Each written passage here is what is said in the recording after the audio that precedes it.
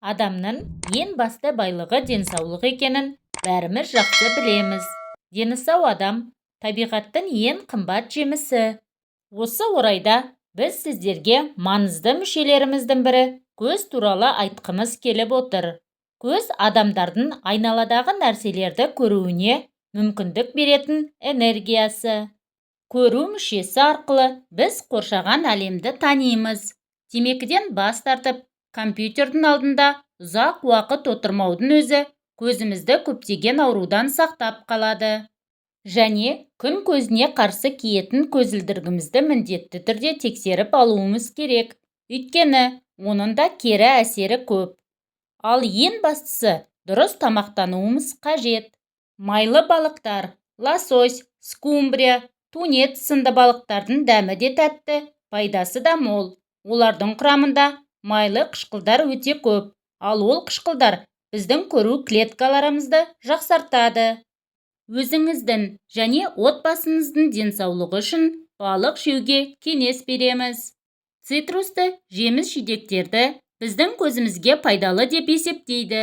Өйткені олардың құрамында дәрумендердің барлық түрі кездеседі. А дәрумені көздің көруінің нашарлауынан, оның сәуле сындыру күшінің ақауларынан қорғайды.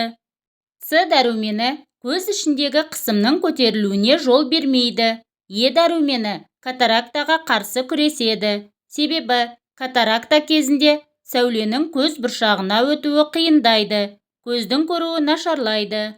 Сондықтан цитрусты жеміс-жидектердің көз ауруларына қарсы көмегі көп.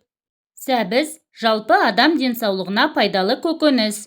Ол көздің көруін жақсартады. Өйткені құрамында лютеин мен бета-каротин бар. Ал бета-каротиннің құрамындағы дәрумендер көзге мол әсерін тигізеді. Миндаль басқа да жаңғақтар секілді дәрумендерге бай. Жоғарыда айтқандай, дәрумендер катарактадан құтқарады. Күнделікті миндаль жеп тұрсаңыз, Е дәруменімен құнарланасыз.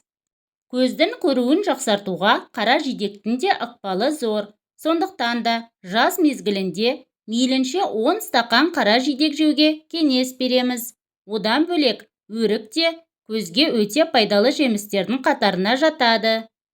С дәруменіне бай итмұрынның да көз жанарына тигізер көмегі орасан. Егер итмұрынды күнде тұрақты түрде жеп отырсаңыз, көздің қан тамырлары жасарады. Соя, мұның құрамында Е дәрумені мен майлы қышқыл бар. Соя қосылған тағамдар көздің көру қабілетін керемет жақсартады. Пияз бен сарымсақ. Бұл екі көкөніс күкірт элементінің қайнар көзі болып табылады. Ал күкірт көздің көргіштігін жақсартады. Көзге ең пайдалы тағамдардың бірі жұмыртқа.